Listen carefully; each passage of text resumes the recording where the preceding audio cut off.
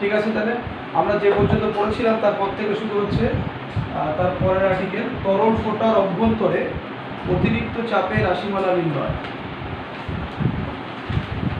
তোমরা অবশ্যই লিখবে তরল ফোঁটার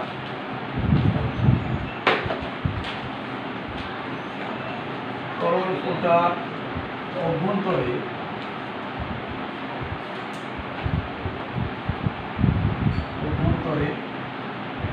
অতিরিক্ত চাপ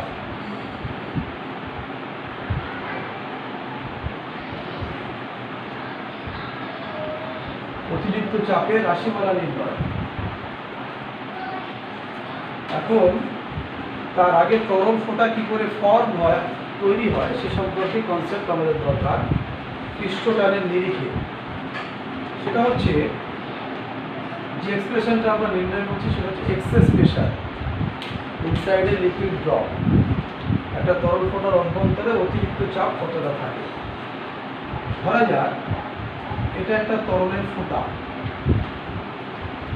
যার রেডিয়াস হচ্ছে r। এখন আমরা জানি পৃষ্ঠটান থেকে তরলের উপরিতলের ক্ষেত্রফলকে কমাতে চায়।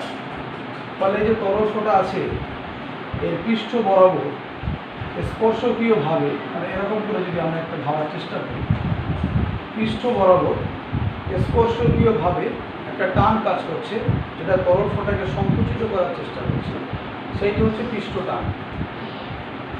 তো পৃষ্ঠটান ওকে সংকুচিত করার চেষ্টা করছে, আর এর ভিতরে যে অতিরিক্ত চাপ রয়েছে সেটা ওকে প্রসারিত করার চেষ্টা করছে। এই দুটো টানের ক্রিয়ায়, অতিরিক্ত চাপের ক্রিয়া এবং পৃষ্ঠটানের দরুন ওটা সাম্য অবস্থা বিরাজ করছে, অর্থাৎ ফোঁটাটা সীমাহীনভাবে বড় হয়ে যাচ্ছে না বা সীমাহীনভাবে ছোট হয়ে যাচ্ছে না, একটা নির্দিষ্ট আকার গঠন করে সে দাঁড়িয়ে যাচ্ছে। তাই এক্সেস প্রেশার আমরা আগের দিন ক্লাসে বলেছি যে অতিরিক্ত চাপ সবসময় অবতল দিকে ক্রিয়া করে। তো ফোঁটার শেপটা খেয়াল করো, ভিতরের দিকটা অবতল, অর্থাৎ অতিরিক্ত চাপ কিন্তু ভিতর থেকে বাইরের দিকে ক্রিয়া করছে, আর পৃষ্ঠটান উপরিতলকে সংকুচিত করার চেষ্টা করছে। এই দু প্রকার বল, চাপ রয়েছে মানে সেখানে বল রয়েছে। আমরা জানি চাপ ইকুয়াল টু বল বাই ক্ষেত্রফল। তাহলে পার ইউনিট এরিয়াতে যে চাপ ক্রিয়া করছে, বল ক্রিয়া করছে, সেটা চাপের মান। অর্থাৎ চাপ ক্রিয়া করা মানে কিন্তু বল ক্রিয়া করা। তোমাদের মনে হতে পারে চাপ এর সঙ্গে পৃষ্ঠটান এক প্রকার ফোর্স, এটা কি করে সম্ভব অবস্থা বিরাজ করছে। চাপ যেখানে ক্রিয়া করে সেখানে ফোর্সও ক্রিয়া করে। তাহলে অতিরিক্ত চাপ তাকে প্রসারিত করার চেষ্টা করছে আর পৃষ্ঠটান তাকে সংকুচিত করার চেষ্টা করছে।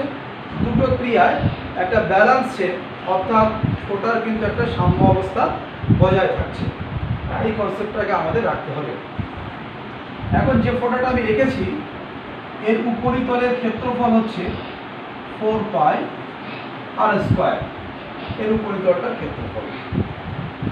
এখন ধরা যাক এর উপরে একটা এই অবস্থায় যখন আছে ফোঁটাটা, তখন বাইরের বায়ুমণ্ডলের চাপ মনে করো পি, আর ফোঁটার ভেতরের চাপ হচ্ছে মনে করা যাক পি, ব্যালেন্স আছে।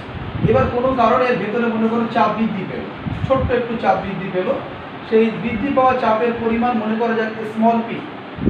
তাহলে অতিরিক্ত চাপ যেটা হলো, অতিরিক্ত চাপ equal to small P.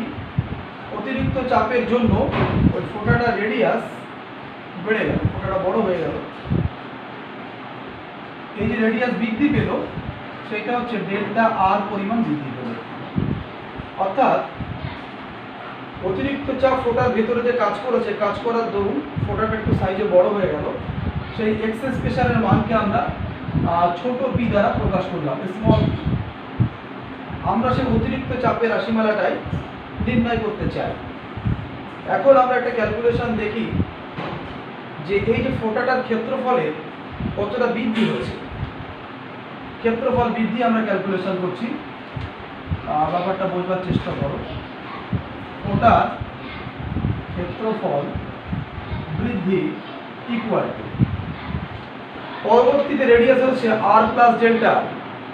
Delta রেডিয়াসের increment হচ্ছে, রেডিয়াসের যে ইনক্রিজ সেটা হচ্ছে ডেল্টা তাহলে পরবর্তীতে ক্ষেত্রফল হচ্ছে 4 পাই আর স্কোয়ার। আর এর জায়গায় আমরা আর প্লাস ডেল্টা আর ইউজ করলাম, টোটাল ফুটার রেডিয়াস। সেখান থেকে আমরা প্রাথমিক ক্ষেত্রফল 4 পাই আর স্কোয়ার বিয়োগ করলাম। তাহলে আমরা পেলাম যে এই ফোঁটাটার অতিরিক্ত চাপের দরুন কতটা ক্ষেত্রফল বৃদ্ধি পেল। এইটা ক্যালকুলেশন আমাদের একটু করে নিতে হবে। 4 পাই এ প্লাস হোল স্কোয়ারের ফর্মুলা তোমরা লিখে ফেলো, A square plus 2ab plus B square minus 4 pi R square. যদি আমরা 4 পাই দিয়ে গুণ করে দিই ভিতরটা, তাহলে দেখো 4 পাই আর স্কোয়ার কেটে যাবে, এবং ডেল্টা যেহেতু খুব ক্ষুদ্র বৃদ্ধি, তাহলে তার বর্গ করলে তার মান আরও ক্ষুদ্র। যে সমস্ত রাশির মান একের থেকে কম, তার যদি বর্গ করি তার মান আরও কমে যায়। যেমন ধরা যাক হাফের বর্গ করলে 1/4, মানটা আরও কমে যায়।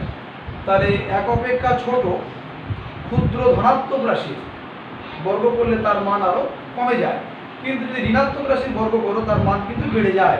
যেমন মাইনাস হাফের বর্গ করলে কিন্তু 1/4, মাইনাস হাফ অপেক্ষা 1/4 কমে। তাহলে রাশিটা হতে হবে এক অপেক্ষা ছোট এবং পজিটিভ রাশি, তার যদি বর্গ করি তার মানটা আরও কমে যায়। তাই আমরা এখানে ডেল্টা আর স্কোয়ার এটাকে উপেক্ষা করব বা নেগলিজেবল করে বাদ দিয়ে দেবো। তাহলে ক্ষেত্রফলের বৃদ্ধির মানটা দাঁড়াবে 8 পাই আর ইন্টু ডেল্টা আর। 4 পাই আর স্কোয়ার কেটে বেরিয়ে গেল, 4 দিয়ে এটাকে গুণ করলে 8 পেলে, তাহলে 8 পাই আর ডেল্টা আর। এইটা হচ্ছে তরল ফোঁটার ক্ষেত্রফল বৃদ্ধি। এবার আমরা পৃষ্ঠ শক্তি আর পৃষ্ঠটানের সম্পর্ক আগের ক্লাসে করেছি, সারফেস টেনশন আর সারফেস এনার্জি।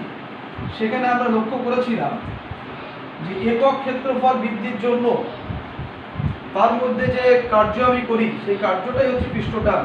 কোনো তরলের উপরিতলের ক্ষেত্রফল যদি বাড়াতে হয় তাহলে আমাদের কার্য করা লাগবে, সেই কার্যটা ওর মধ্যে পৃষ্ঠ শক্তি আকারে জমা থাকবে, যেটাকে আমরা স্থিতি শক্তি বলতে পারি। সেক্ষেত্রে আমরা দেখেছিলাম পৃষ্ঠ শক্তি এবং পৃষ্ঠটানের পরিমাণটা সেম যদি তাপমাত্রা অপরিবর্তিত থাকে। আমরা এখানে ডেল্টা আর পরিমাণ ক্ষেত্রফল বাড়িয়েছি যেটা খুব ক্ষুদ্র, তাহলে আমরা ধরে নিচ্ছি তাপমাত্রা অপরিবর্তিত আছে। তাহলে আমরা সংক্ষেপে লিখছি একক ক্ষেত্রফল বৃদ্ধির জন্য যে শক্তি ওর মধ্যে জমা হচ্ছে সেটা হচ্ছে আমার কৃতকার্য। তাহলে আমি কৃতকার্য করেছি একক ক্ষেত্রফল বাড়ানোর জন্য যে পৃষ্ঠ শক্তি, সেটাই তো পৃষ্ঠটান। তাহলে একক ক্ষেত্রফল বৃদ্ধির জন্য কৃতকার্য ইকুয়াল টু পৃষ্ঠটান টি। পৃষ্ঠটান এবং পৃষ্ঠশক্তির সম্পর্ক যেখানে বলেছিলাম যে একক ক্ষেত্রফল বৃদ্ধির জন্য যতটা আমি কার্য করি সেটাই তো পৃষ্ঠটানের সঙ্গে সমান। আমরা ধরছি তরলের পৃষ্ঠটান হচ্ছে টি, তাহলে একক ক্ষেত্রফল বৃদ্ধির জন্য যে কার্য করেছে তার মান হচ্ছে কত টি। তাহলে এই যে আমরা ক্ষেত্রফলটা বাড়িয়েছি এর জন্য আমাদের কৃতকার্যের মান কত হবে, 8 পাই আর ডেল্টা আর। ক্ষেত্রফল বৃদ্ধির জন্য কৃতকার্যের মান হচ্ছে টি into 8 pi R into delta আর। এইটা হচ্ছে আমাদের কৃতকার্যের মান ক্ষেত্রফল বাড়ানোর জন্য। তাহলে এই কৃতকার্যের মানটাকে আমরা ধরে নিচ্ছি ই মানে এনার্জি, কার্য মানে এনার্জি। তাহলে রাশিমালাটা হলো টি ইন্টু 8 পাই আর ডেল্টা আর। এটা পৃষ্ঠটানের দরুন এই কার্যটা আমরা পেলাম। এবার আমরা আরেকভাবে কার্য বের করব, সেটা হচ্ছে চাপের ধারণা থেকে অতিরিক্ত চাপের জন্য আমরা কতটা কার্য করছি সেই কার্যটা আমরা বের করছি না। তাহলে এই কার্যটা কিন্তু কার্য স্কেলার রাশি, ওর কোনো অভিমুখ নেই। মনে রাখতে হবে যে পৃষ্ঠ শক্তি বৃদ্ধি পেয়েছে এই পরিমাণ, অর্থাৎ এই পরিমাণ আমি কার্য করেছি পৃষ্ঠটানের জন্য যখন রেডিয়াসটা বেড়ে গেছে। এবার ফোঁটাটা যখন এরকম ছোট ছিল, আর একবার চিন্তা করো, তখন রেডিয়াস ছিল আর, তার উপরে মানে এক্সেস প্রেশার বা অতিরিক্ত চাপ যেটা পড়েছে সেটা হচ্ছে পি। তাহলে পি পরিমাণ অতিরিক্ত চাপ ক্রিয়া করার জন্যে এর ক্ষেত্রফল বৃদ্ধি পেয়েছে। আমরা সেই ক্যালকুলেশনটা করার চেষ্টা করি। তাহলে আমরা জানি কৃতকার্য ইকুয়াল টু বল ইন্টু সরণ, এটা আমাদের একেবারে বেসিক লাইন। বল ইন্টু সরণ, বল ইকুয়াল টু নিশ্চয়ই তোমাদের জানা চাপ ইকুয়াল টু বল বাই ক্ষেত্রফল। তাহলে বল ইকুয়াল টু চাপ ইন্টু ক্ষেত্রফল, চাপ ইনটু ক্ষেত্রফল, পি মানে হচ্ছে প্রেসার, এ মানে এরিয়া, তাহলে চাপ আমার এক্সেস প্রেসার হচ্ছে পি, ক্ষেত্রফল হচ্ছে কতটা ক্ষেত্রফলের উপরে চাপটা ক্রিয়া করেছে 4 পাই আর স্কয়ার, এবং ওর সরণ কতটা হচ্ছে ডেল্টা। ওই যে তলটার যে সরণ, তলটার যে বৃদ্ধি, সেই সরণটাকে আমাদের রেডিয়াসের যে ইনক্রিজ হচ্ছে সেটা ধরতে হবে। এই কার্যটা কিন্তু আমি ভেতর থেকে করেছি, P into 4 pi R square delta, এই পরিমাণ আমার ভেতর থেকে পি এক্সেস প্রেসার দেওয়ার জন্য আমার কৃতকার্য। আর এই কৃতকার্যটা হচ্ছে পৃষ্ঠটানের দরুন কৃতকার্য। এই দুটো কার্য কিন্তু পরস্পরকে কী করছে, ব্যালেন্স করে ফোটাকে সাম্য অবস্থায় রাখছে। তাহলে ফোটাকে যদি সাম্য অবস্থায় রাখতে হয় তাহলে ই ইকুয়াল টু ডব্লু, এটা হচ্ছে তরলের ফোটার সাম্য অবস্থায় থাকার শর্ত। তোমাদের মনে হতে পারে এই পৃষ্ঠটানের দরুন যে কৃতকার্য সেটা ভেতরের দিকে, কারণ পৃষ্ঠটান কোন দিকে ক্রিয়া করছিল, ভেতরের দিকে। একটা জিনিস ভালো করে বোঝো, কোনো একটা বস্তুকে যদি ভূপৃষ্ঠ থেকে তুলতে হয়, একে যদি mg বলে পৃথিবী টানে, তাহলে আমাকে mg বল দেওয়াই লাগে। তা আমি যখন এটা ক্যালকুলেশন করছিলাম, ক্ষেত্রফল বাড়িয়ে চিন্তা করছিলাম, তা ক্ষেত্রফল বাড়িয়ে যখন চিন্তা করছি, বুঝতে হবে ওর বিরুদ্ধে একটা বাইরের থেকে আছে পৃষ্ঠটানের দরুন, মানে ক্ষেত্রফল বৃদ্ধির জন্য ওই পরিমাণে কিন্তু বাইরের দিকে বল দেওয়া লাগছে। তাহলে এই কৃতকার্যটা পৃষ্ঠটানের দরুন ভিতরের দিকে, এই কৃতকার্যটা অতিরিক্ত চাপের দরুন বাইরের দিকে। দুটো যখন সমান হবে তখন ফোটাটা কিভাবে থাকবে, সাম্য অবস্থায় থাকবে, মানে যেমন ছিল তেমন থাকবে। তাহলে সাম্য অবস্থায় থাকার শর্ত হচ্ছে পৃষ্ঠটানের দরুন কৃতকার্য এবং চাপের দরুন কৃতকার্যের মান সেম হওয়া লাগবে। তাহলে এই দুটোকে সমান করে দাও, সমান করে দিয়ে দেখো ফাইনাল এক্সপ্রেশন তুমি কি পাচ্ছ। দেখো এক্সেস প্রেসার থেকে যে কৃতকার্যটা পেয়েছো, P into 4 pi R square into delta R equal to P into 8 pi R into delta R. Calculation নিজেরা করে ফেলো। ডেল্টা আর বোথ সাইডে কেটে গেল, যেহেতু আর নট ইকুয়াল টু 0, পাই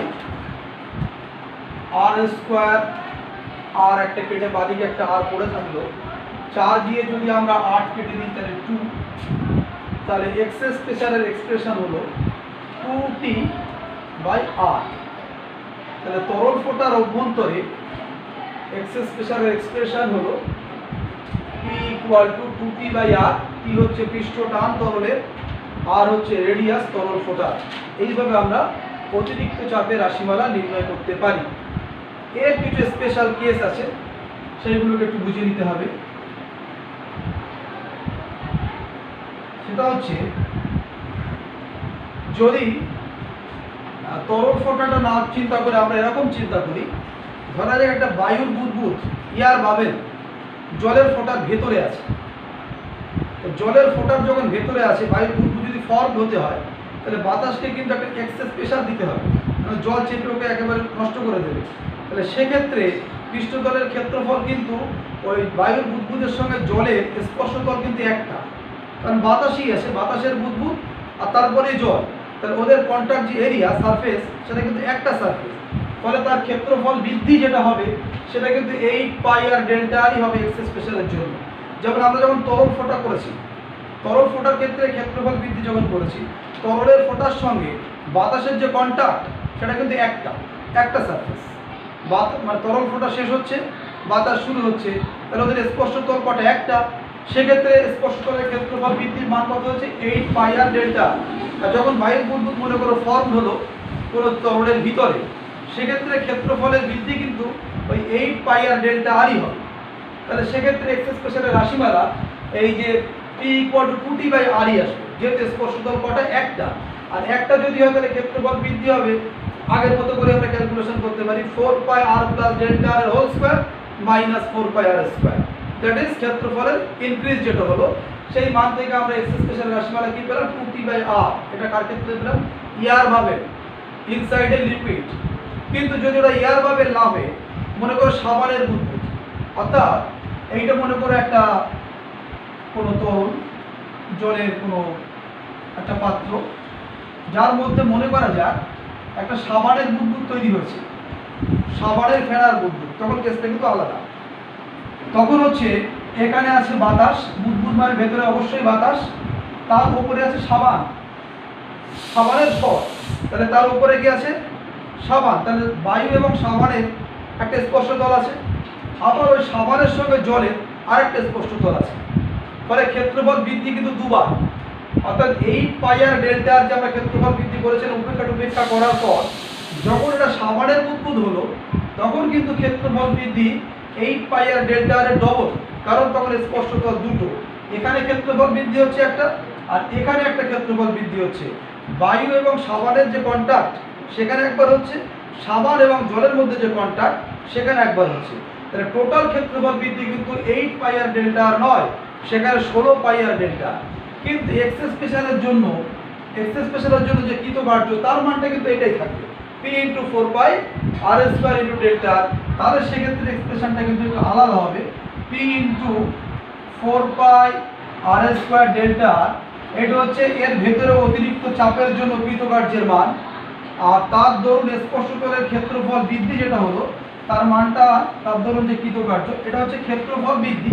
ক্ষেত্রফল বৃদ্ধির সঙ্গে পৃষ্ঠটান গুণ করলে কার্য পাওয়া যাবে। একক ক্ষেত্রফল বৃদ্ধির জন্য কৃতকার্য মানে পৃষ্ঠটান, তাহলে এতটা ক্ষেত্রফল বৃদ্ধির জন্য কৃতকার্য মানে পৃষ্ঠটান ইন্টু এটা, তাহলে তখন ক্ষেত্রফল বৃদ্ধি হচ্ছে 16 পাই আর ডেল্টা।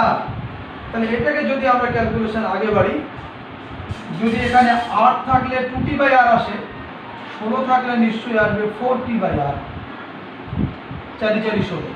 তাহলে যখন সাবানের বুদবুদ হবে তখন এর এক্সপ্রেশনটা হচ্ছে p equal to 4t by r, অর্থাৎ স্পর্শতল যদি দুটো থাকে তাহলে 4t, স্পর্শতল যদি একটা থাকে তাহলে 2t বাই r। এই হচ্ছে এক্স স্পেশালের এক্সপ্রেশন, বুঝতে পারলে? এবার দেখো, এই গেল আমাদের এক্স স্পেশালের এক্সপ্রেশন নির্ণয়। আজকে আমরা এক্স স্পেশালের এক্সপ্রেশন পর্যন্তই আমরা করলাম। এর পরবর্তী ক্লাসে আমরা এর পরের টপিক করব অ্যাঙ্গেল অফ কন্ট্যাক্ট এবং ক্যাপিলারি টিউব। ততক্ষণ পর্যন্ত তোমরা এটাই প্রিপারেশন নিতে থাকো।